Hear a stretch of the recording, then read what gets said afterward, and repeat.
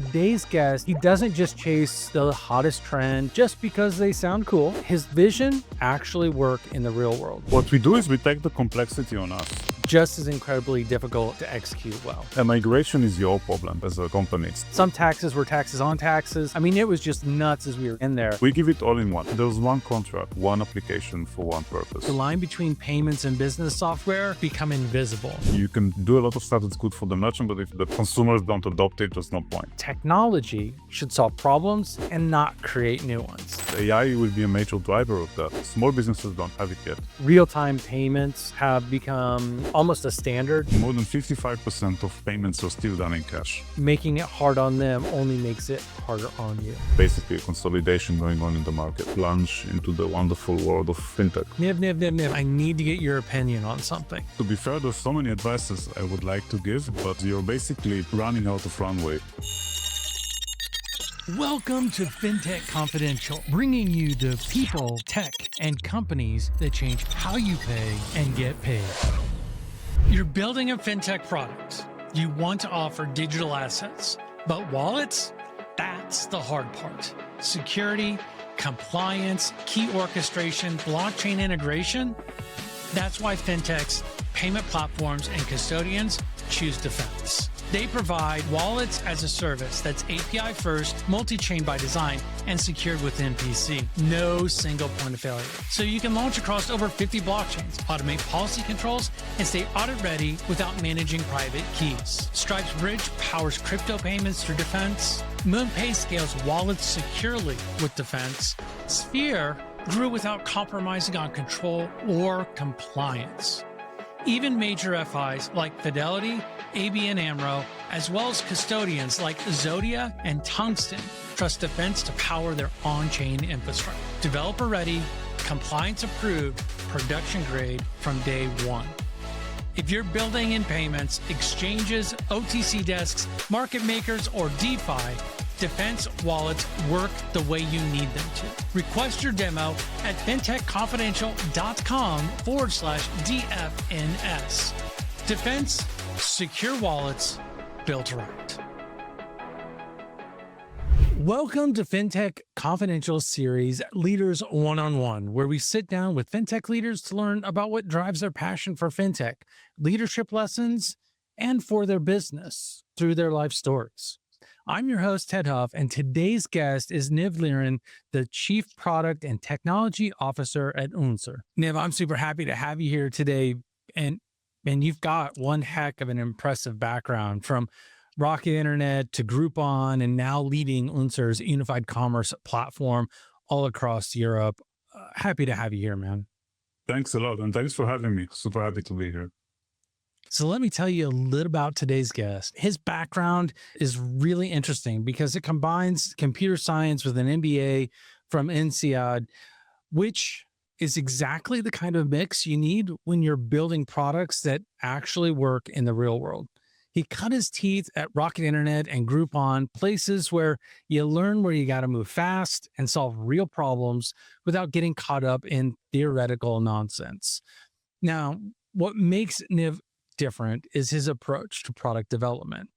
He doesn't just chase the hottest trend or build features just because they sound cool. He focuses on what the merchants actually need to run their businesses better. And when he looks at payment systems, he sees the complete customer experience. And when he evaluates software, he thinks about how it affects the daily operations. His team builds products that merchants can understand and use without needing a computer science degree. His leadership centers on making complex systems feel simple. He believes technology should solve problems and not create new ones. And that approach has shaped how Unzer serves over 85,000 merchants across Europe with their unified commerce solutions. Now, Niv oversees this platform that connects sales channels all into one system. He gives the merchants real-time data and streamlined operations instead of juggling 5 different systems and logins and getting lost in all of it. And his vision is really driving how businesses manage payments and operations from one place. Now, that sounds incredibly simple, but as you can imagine, it's just as incredibly difficult to execute well. So Niv, before we dive in, I as you and I were talking previously, you look at all these different things, and what you're doing at Unzer really hits home for me, because I spent a number of years building unified commerce solutions for public companies. They all fall under global payments today, but it was Heartland Payment Systems and TSYS and PayPros, to name a few. And like, I even did a bunch of work with the folks over at Nuve. And I remember working on one of the projects, and we had a retail specialty store that was downtown Chicago. And we thought, hey, this is going to be easy, no big deal. And then we got into the multi-layer taxation pieces at the product catalog level. And it was just crazy. I mean, if you think about it, we had city tax, state tax, federal tax, county tax, and they were all happening simultaneously. Some taxes were taxes on taxes. Some taxes were only based upon percentages.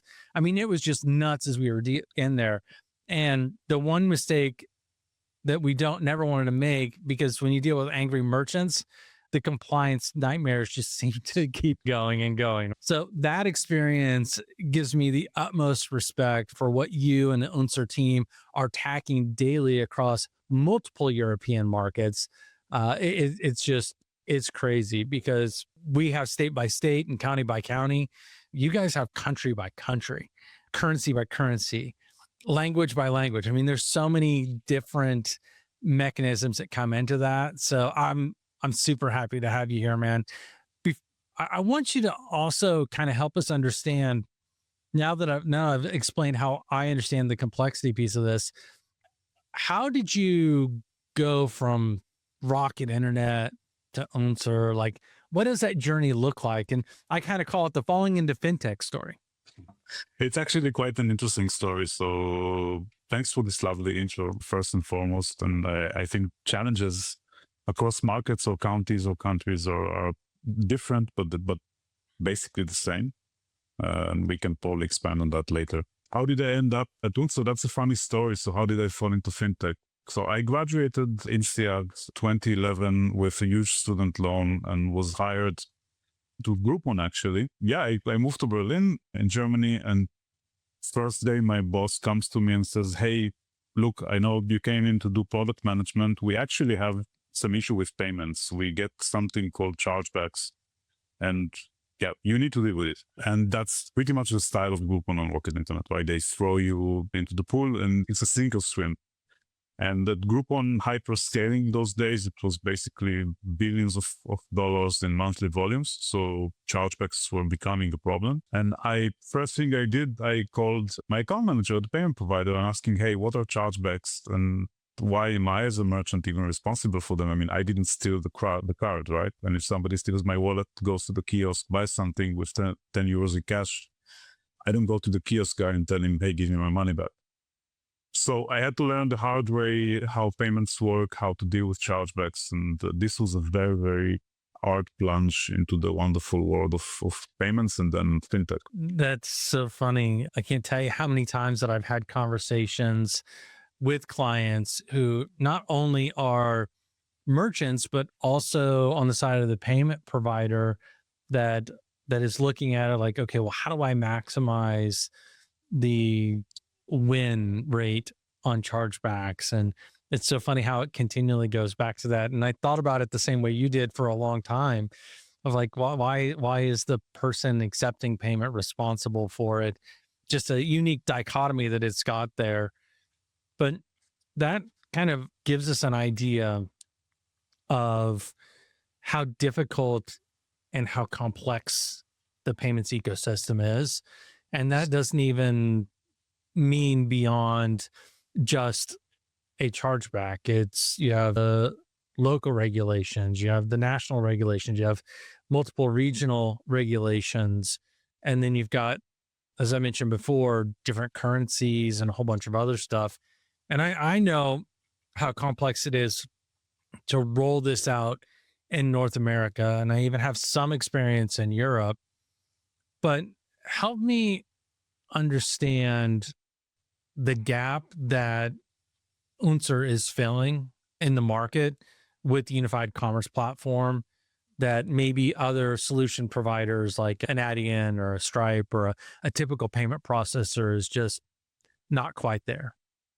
So I think it's a multifaceted answer, and to understand it, you basically need to look at what are the solutions we are selling versus the solutions that the competition is selling, and also the target market. And what we're selling is essentially a combination of online payments, in-store payments, so retail payments, and the whole back office and infrastructure to support an SME in the work. So we provide not only the terminals, the API access for the website, but we also provide product catalog software, inventory management. If you are in the beauty or the gastro vertical, we provide a reservation module. We provide kitchen management if you need to run a kitchen, and so on and so forth. So we really specialize in certain verticals where others are not specializing. There's, of course, the element that we are a local player. We have local language support, which is very important in Europe. It's in most European markets, it's if you just give English support or sales, you can sell, but you're targeting a different size of merchants. So your average neighborhood retailer, brick and mortar, mom and pop shop, they would not want to deal with an English-speaking salesperson. So that's just one example. So how do you balance that need for that deep localization you just talked about, supporting the local languages, the accounting standards, the regulatory requirements, while still maintaining a scalable platform? Well, we are focusing on our core markets, which are Germany, Austria, Switzerland, and Denmark. And we have local people on the ground. So when we sell in Austria, when we sell in German, when we sell in Denmark, we sell in Danish. And this also gives us a very hyper-refined local experience. So we're speaking about regulations, speaking about compliance requirements, those difference in compliance between those different markets. And it goes all the way from your KYC, AML depth and duties to transaction monitoring, to how often do you need to recheck the customers, and also which types of merchants you can accept in every market. And this takes a very local flavor. If you're a global player, you can do it, but then you have to have some kind of a common denominator. It's impossible if you run one platform that is supposed to support merchants in the US and in Europe and in Brazil and in Asia to have this specialized local flavor. So it's someone who's guided multiple companies through major platform consolidations, technology transformations. I'm really fascinated by how your Unzer One project, taking multiple acquired companies, creating a single unified platform. It's one of the most challenging technical and organizational undertakings that I think anybody can take in fintech. So take us behind the scenes of what it's like to consolidate these platforms into Unzer One, and what were the biggest technical and organizational challenges you faced during that process? First, I would say it was a lot of fun. We acquired about 13 companies in over time. And one thing that was clear to us as management when we joined this ride was we have multiple payment platforms. We have multiple platforms that do basically duplicate things. So we set up a ground rule. We want to have one application for one purpose. And when we had that, of course, it's easy to say, hey, we're going to build everything or we're going to buy everything. But actually we had it. So we had the great billing application. We had a good gateway. We had a very nice back office for the merchants. We had a good processing platform for connecting to acquirers, PayPals, and Klarnas of this world. There was one problem, though, which is they were not connected to each other. They were parts of different platforms. So we had to basically go ahead and connect them.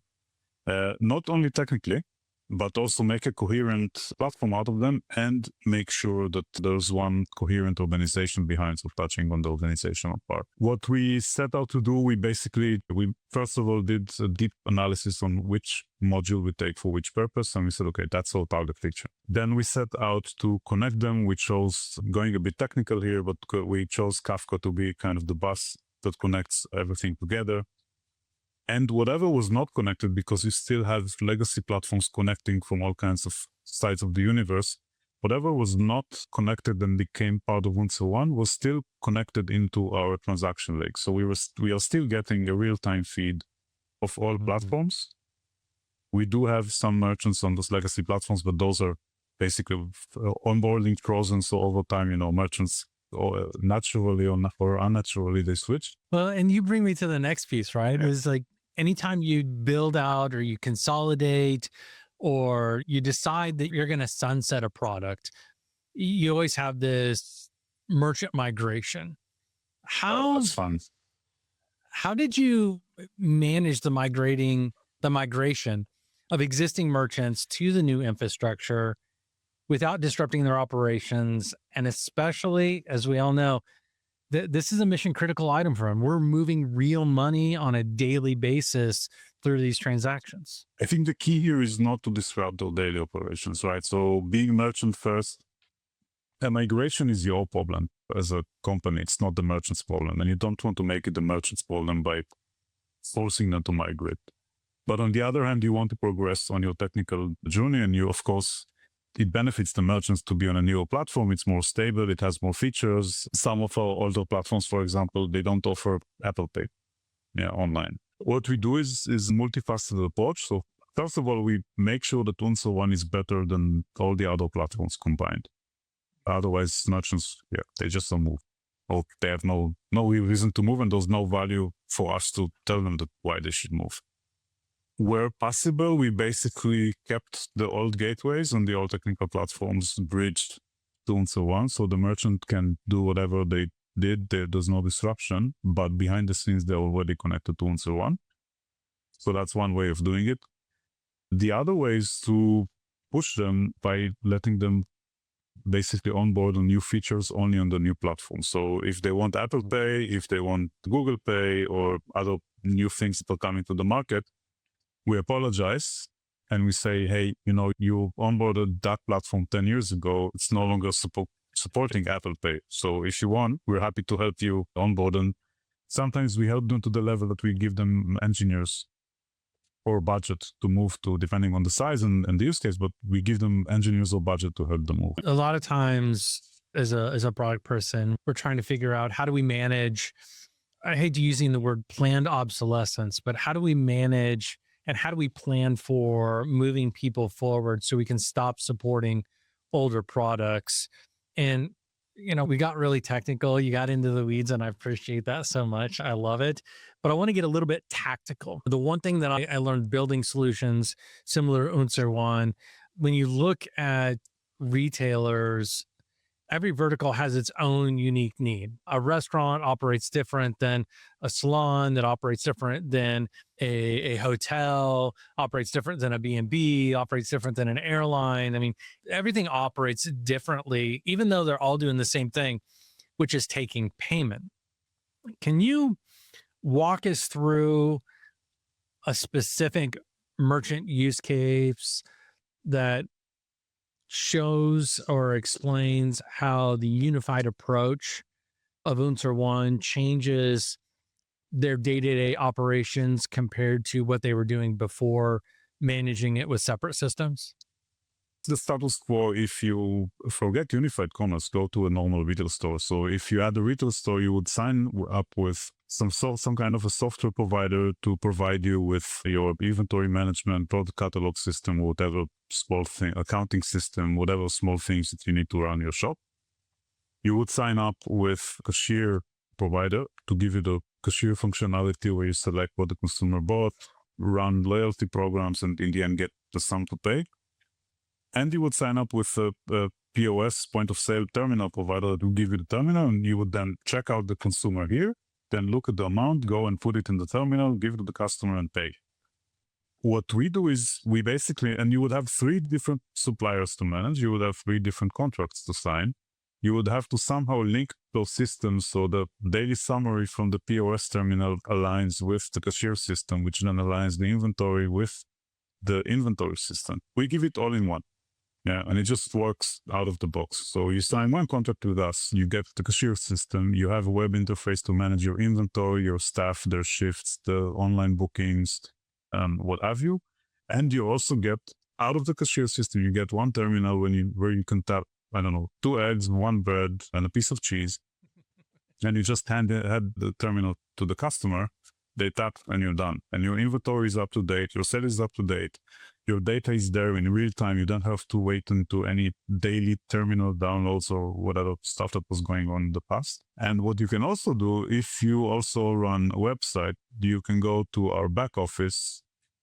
In a few clicks, you get an API key. You can connect it to a website and you're done. Support provided by Skyflow. What if you could build fast but not break privacy? What if you could ensure data privacy, governance, and compliance with just a few API calls? What if you could worry less about PCI requirements while actually improving privacy and security? How much more time would your team have to truly innovate? How much faster could you build and ship new features? How much more powerful could your app be? Skyflow is a zero-trust data privacy vault delivered as an API. Skyflow's radically simple design lets you collect, secure, and tokenize personal information like card data and payment details. And with built-in features like encrypted data analysis and sharing, anonymization, and advanced governance, your days of choosing between data security and data usability are over. Whether you're just concerned with PCI compliance or need to go further to include CCPA, GDPR, SOC 2, and beyond, Skyflow has you covered. What if you could build fast but not break privacy? With Skyflow, you can. Visit skyflowsecure.com today to learn how.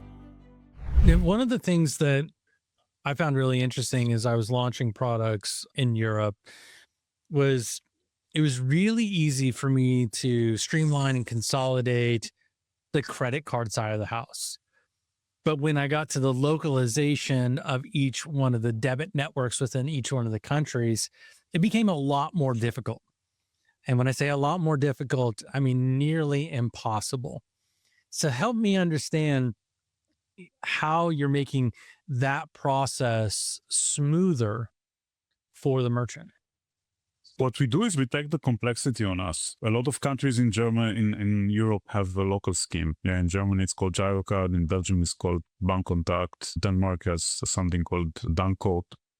And those local schemes actually, in most of those countries, they dominate at least the retail market and sometimes also the online market. What we do is we take the complexity on us. So the merchant gets one terminal and one contract, and they can process both normal credit cards, Visa, MasterCard, as most people know them, and the local schemes, it's called local schemes, on the same terminal. What we further simplify is the merchant doesn't need to sign a separate contract with Visa and MasterCard and with the local scheme. They sign one contract and that's just with us. So we remove parties and providers from the merchant.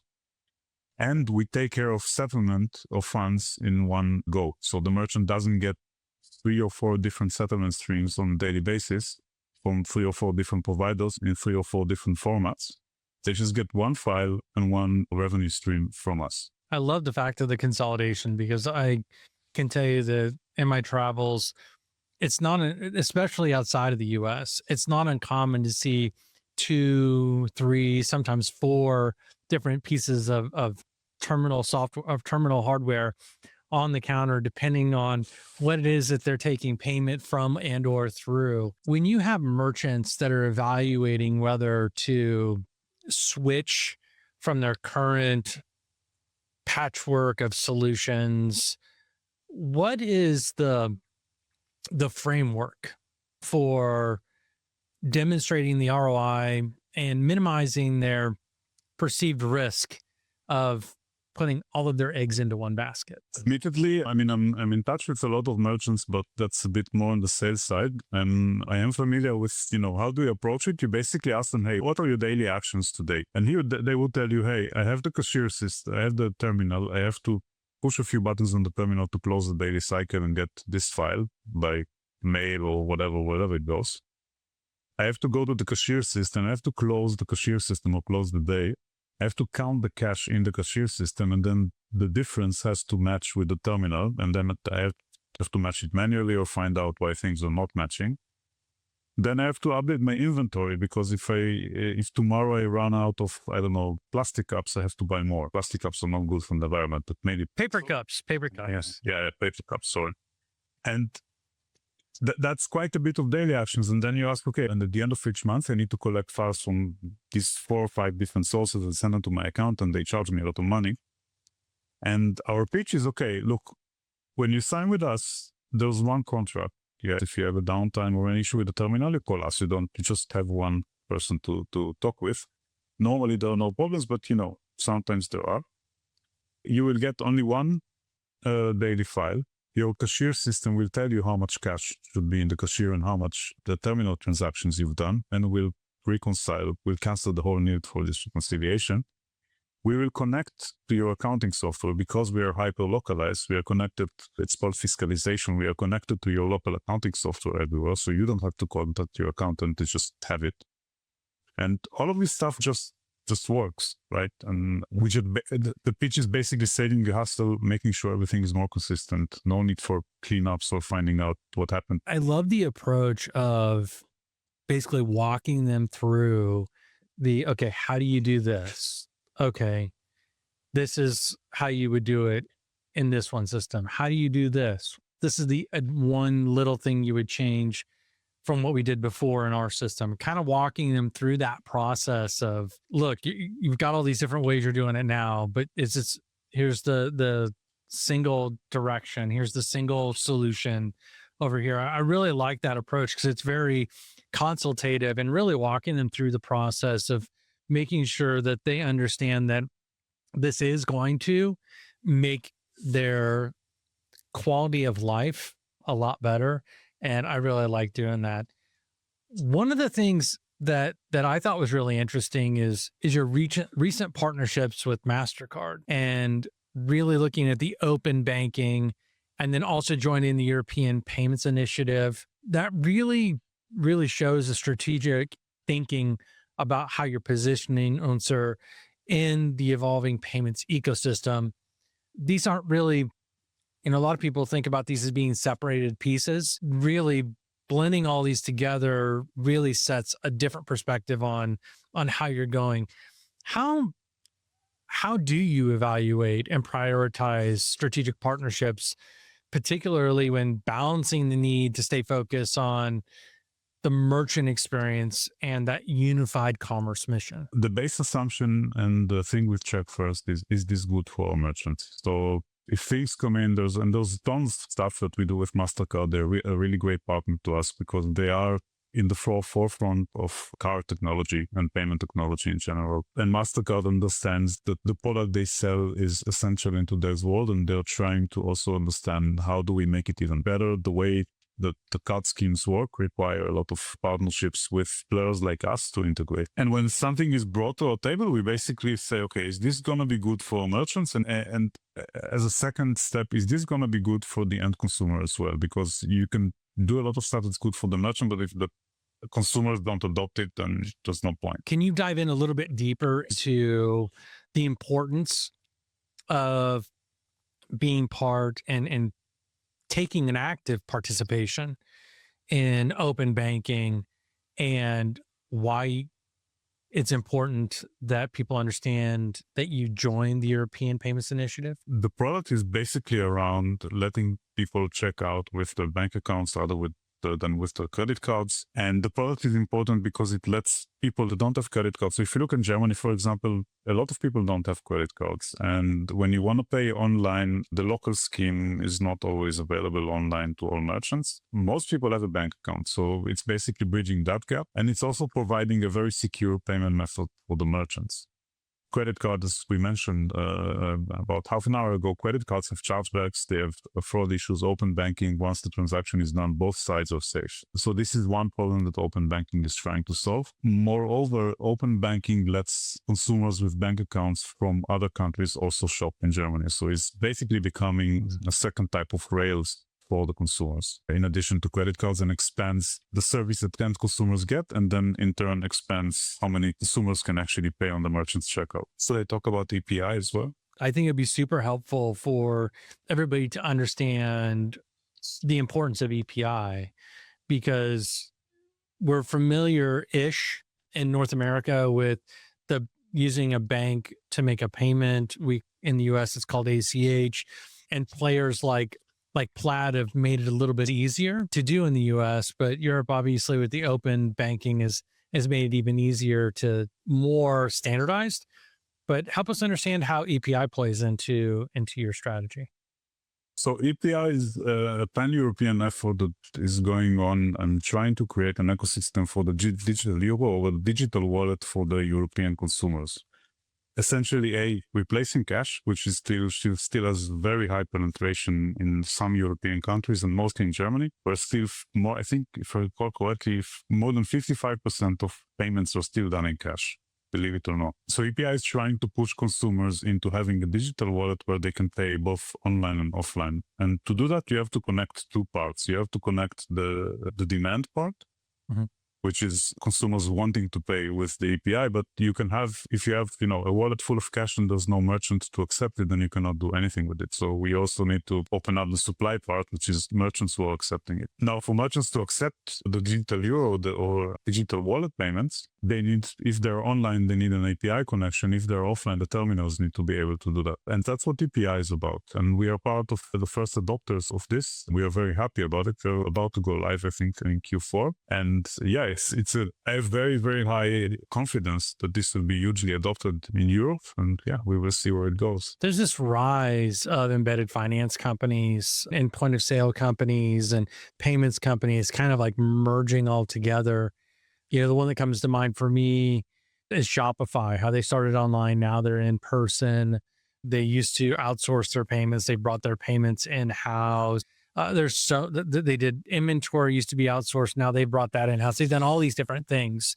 How do you see the competitive landscape evolving over the next couple of years? I think what you're going to see is consolidation, right? So we're going to see, as we spoke before, the age where there were people who sell terminals, people who sell software, people who sell e-commerce access is slowly going away. You can see this happening in the US, right? So you have today Toast and Square and merchants are basically where the terminal is tightly coupled with the software. And if you want to change the terminal, you have to change the software. And it's a harder effort for the merchant or tougher switch for the merchant, but it's also more sticky once you got it. This transition is happening now in Europe where everything is basically combining together. And I think this is happening both on the product level, but also on the market level. So players are consolidating as well. So we did M&A, other players are doing M&A, and you can see basically a consolidation going on in the market. Well, I appreciate that brief look ahead because we are seeing these massive shifts happen, and not only how the companies that offer these solutions approach it, but also the way that the businesses that are purchasing these softwares and other solutions are looking at it. Not only that, but we're starting to see AI agents start to pop into different things, starting to handle like really complex workflows. Real-time payments have become almost a standard at this point. Everybody's trying to figure out, how do I do it better, faster, cheaper, which is kind of funny.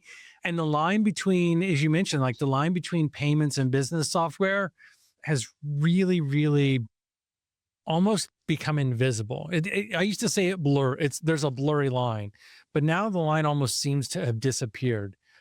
What I want you to do is I want you to look deep into my crystal ball here, just look deep inside of it. And I want you to look out 3-5 years and tell me, where do you see unified commerce heading, and particularly inside the European market? It's unified commerce starting to span not just local schemes within countries, but local schemes across countries, first and foremost. So if you're a European player, if you're based in Germany, but you sell all over Europe, you should be able to start accepting payments from cross-border. EPI will also help with that by enabling cross-border instant payments pan-Europeanly. Sorry, I don't know if pan-European is even in English, but the pan-European payments, no matter where you're from in Europe. And slowly phase out local schemes. Payments in general, I think all over the world are becoming a commodity, right? So merchants are not so much looking for just payments anymore. They're looking for something for more embedded, more comprehensive solutions. Unified commerce will start spanning AI, especially for the smaller merchants where they have shop systems that are holding their catalog. They know what's available for sale. The shop system also has the website, and can actually suggest products. With the progression of self-checkouts, we see them more and more. There's no reason why a self-checkout would also not offer products that are just available in the store. And by whatever reasoning, the AI thinks the consumer might be interested. Either it's all the inventory discounted, or the consumer just bought bread and would like, and why don't they get some butter? Everything will converge even more than today and become a more comprehensive one-stop shop solution. That's the computer science. How do you you've talked about like all these things converging together, and that suggestion of, hey, you bought bread, maybe you want to buy butter, you bought a pair of shoes, you might want to buy a pair of socks, whatever it might be. You bought shampoo, you might want to buy conditioner. I'm thinking like things that would go together, right? Like, how do you think emerging technologies like the AI agents and advanced automation will change how the small and medium-sized businesses manage their overall operations, whether it be financial or otherwise? I think it would basically break traditional silos, right? You used to have the payment silo, the data silo, the operation silo, and these will just be combined together. So AI that you, the socks with the shoe, once you check out, AI will know, okay, first of all, socks and shoes go great together. Why don't I offer it more to consumers on a much larger scale, right? So you and I, we know that socks go with shoes, but we don't know, maybe black socks go better with white shoes, or, there could be all kinds of combinations that we cannot think about. Furthermore, data becomes available in real time, right? In the past, you would have to wait for the daily run, and daily update, and some other things that go on to get the picture of your business. Now you can get it in real time, and you will be able to get an even more comprehensive picture in the future. And I think it goes also into daily operations, right? And AI will be a major driver of that. So if AI sees, inventory is running down usually on Tuesdays on this type of item. Now, this already works at the IKEA level or the Zara level or the large enterprise level. Small businesses don't have it yet. And AI enables scaling this down, but propagating it down to the small and medium business layer who cannot afford an AI inventory management software department to build it, but they will be able to get it from us and from other players in the market. The things that were typically reserved for the top 1,000 retailers with these technologies really allow that to filter down into the mid-market and small business side of the house. Maybe not everything, but it starts to give them that a bit of advantage. So they're not as far behind. And I think that's a super important piece that you brought up there. Now, because we tend to run into lots of fintech founders and people that have great ideas. If you were to run into somebody and they were to chase you down at a conference and they're like, Niv, I need to get your opinion on something. And they were to say, what piece of advice do you have for me? And I only have time for one sentence. What would it be? To be fair, there's so many advices I would like to give, but my learning from the past, especially if you're a founder, you want to start something new, is get the right team. I know it's maybe a bit expected, but I think team is so important.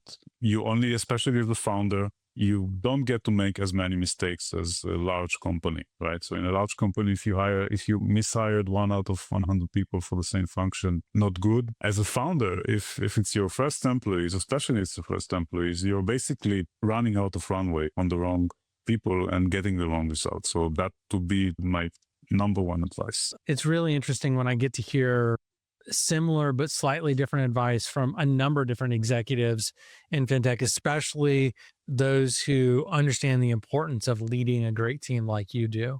And I really appreciate you coming on today, sharing your perspective and experiences around building one of Europe's leading unified commerce platforms. Thank you. It was a pleasure. The first thing that I want to kind of give everybody an idea is the takeaways that I have from today. Really, there's 3 big ones, right? Is one, the European market's complexity really creates opportunities for localized solutions that the global players and folks from outside of the region really, really struggle with. Second is unified commerce as Niv said, isn't just about payments. It's really about creating an operating system that helps merchants run their entire business much more efficiently. And last but not least, successful platform consolidations, as we talked about, requires so much more focus on an organizational change management as well as technical layer, and also keeping in mind that the customer is the one that you're serving. Making it hard on them only makes it harder on you. And for any fintech leaders listening or thinking about similar transformation, Niv's approach to prioritizing the experience while building for scale is by far one of my favorite playbooks to run by. I want to thank you for sticking with us on Leaders One-on-One. These conversations, they're designed to give you more than just a surface level sound bites. They're here to show you how real operators think, lead, and make things happen in fintech. And if you got value from today's episode, make sure that you're subscribed and don't miss the next one. You can find us on YouTube, Spotify, Apple Podcasts, or wherever you listen. And if you want to dive deeper into what we're tracking behind the scenes, sign up at Fintech-Confidential.com and share with someone who's serious about where fintech's going. And as always, keep moving forward.